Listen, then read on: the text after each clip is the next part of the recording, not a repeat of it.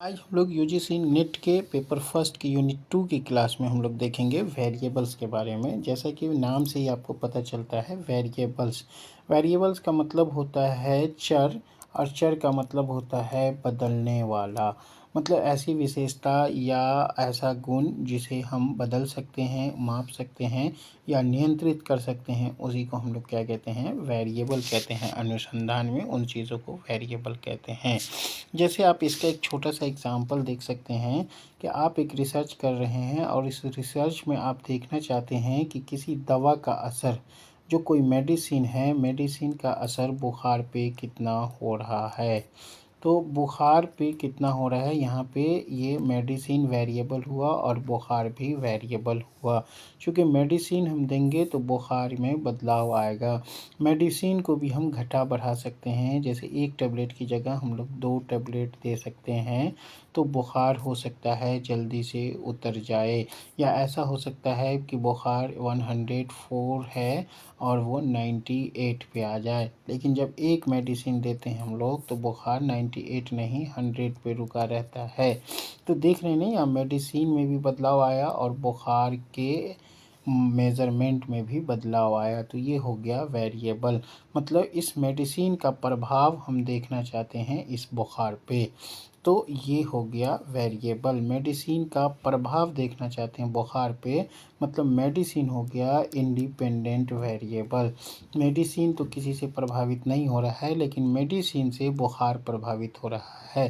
जब मेडिसिन देते हैं तो बुखार उतर जाती है या बुखार कम जाती है। या अगर 2 टेबलेट दिया तो बुखार जल्दी उतर जाती है, 1 टेबलेट दिया तो बुखार देर से उतरती है। मतलब मेडिसिन का असर बुखार पे पड़ रहा है। इसलिए मेडिसिन जो हो गया इंडिपेंडेंट हो गया, स्वतंत्र हो गया मेडिसिन। और बुखार जो हो गया वो डिपेंडेंट हो गया, मतलब आश्रित चर हो गए। तो आश्रित चर आप समझ गए होंगे। अब हम लोग आगे बात करते हैं कि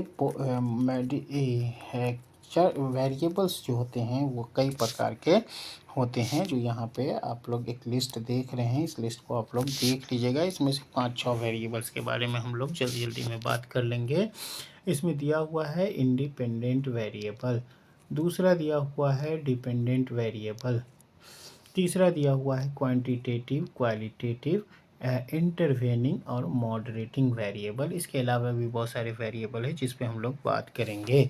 तो अभी हम लोगों ने इंडिपेंडेंट और डिपेंडेंट वेरिएबल के बारे में बात की कि मेडिसिन क्या था, इंडिपेंडेंट था। इंडिपेंडेंट था क्योंकि मेडिसिन के अमाउंट में बदलाव से क्या होता था, बुखार पे प्रभाव पड़ता था। मतलब फीवर जो हो गया वो डिपेंडेंट वेरिएबल हो गया। मेडिसिन में उतार चढ़ाव किया, फेर बदल किया, तो फीवर में भी बदलाव आया। तो मेडिसिन का प्रभाव फीवर पे पड़ा, तो जिस पे प्रभाव पड़ा वो डिपेंडेंट हो गया, और जिसमें बदलाव रिसर्चर ने किया वो इंडिपेंडेंट हो गया। मतलब इंडिपेंडेंट में हेर फेर रिसर्चर कर सकता है, और उस हेर फेर की वजह से डिपेंडेंट पे डायरेक्टली असर पड़ता है। मतलब डिपेंडेंट को रिसर्चर नहीं बदलता है, डिपेंडेंट को रिसर्चर नहीं बदलता है, इंडिपेंडेंट को रिसर्चर बदलता है।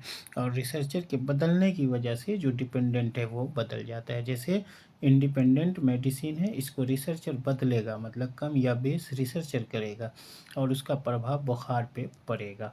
तो ये आप समझ गए होंगे।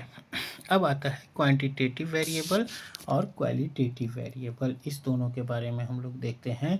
तो क्वांटिटेटिव आप समझ सकते हैं कि एक ऐसा वेरिएबल जो संख्या है ना, या मात्रा के रूप में लिया जाए, उसे हम लोग क्या कहते हैं, क्वांटिटेटिव वेरिएबल। जैसे आप किसी की हाइट लेना चाहते हैं तो हाइट किस में लेंगे, संख्या में लेंगे, है ना, 1 मीटर, 2 मीटर, 3 मीटर। या फिर आप पानी की मात्रा लेना चाहते हैं, जल की मात्रा, तो जल की मात्रा किस में लेंगे, आप लीटर में लेंगे। तो यहाँ पे आप देख लीजिए कि इसका इसका जो होगा हाइट पे हम लोग क्या लेंगे।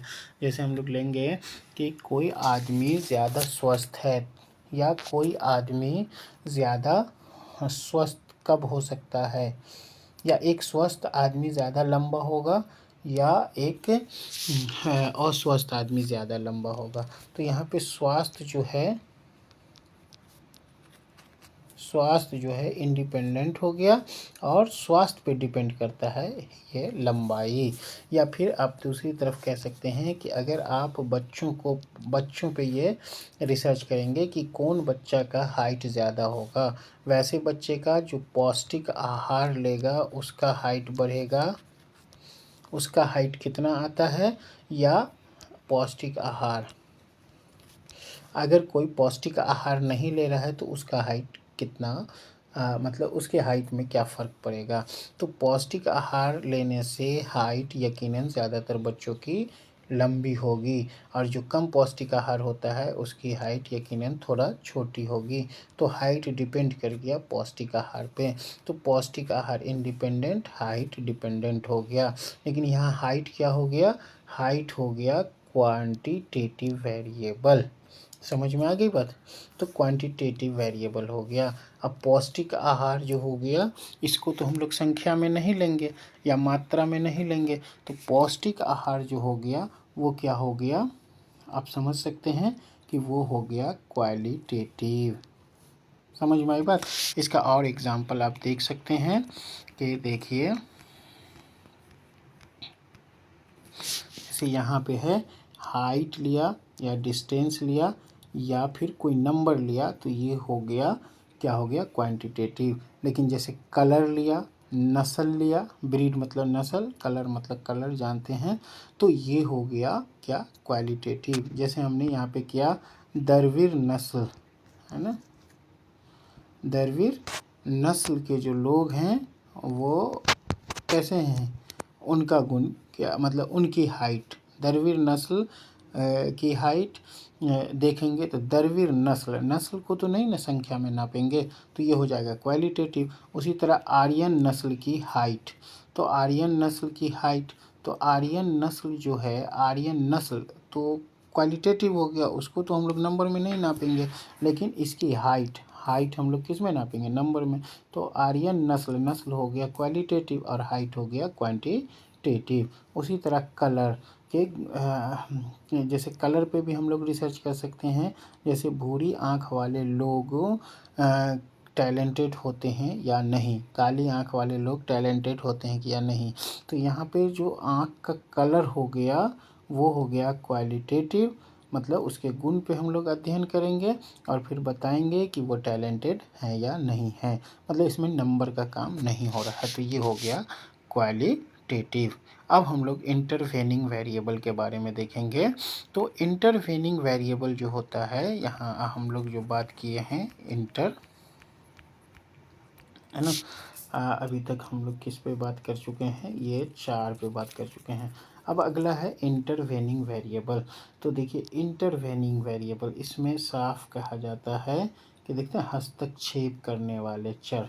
जैसे एक आदमी है, मान लीजिए कि धन है, एक वेरिएबल धन, और एक वेरिएबल जो होता है वो हो गया स्वास्थ्य, है ना, और एक हो गया देख रेख।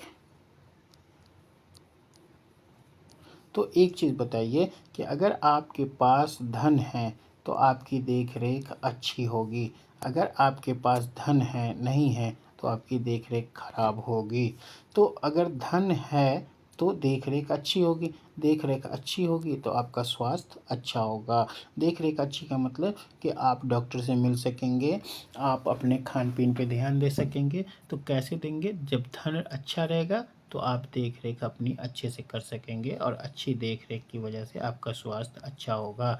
तो देख रेख और स्वास्थ्य के बीच कौन कड़ी का काम कर रहा है, मध्यस्थता का काम कौन कर रहा है, धन कर रहा है। तो इसे हम लोग कहते हैं इंटरवेनिंग वेरिएबल, हस्तक्षेप करने वाले वेरिएबल। अगर धन खराब रहेगा तो हस्तक्षेप हो गया ना आपके स्वास्थ्य पे, धन नहीं है तो देख रेख नहीं, देख रेख नहीं तो स्वास्थ्य नहीं।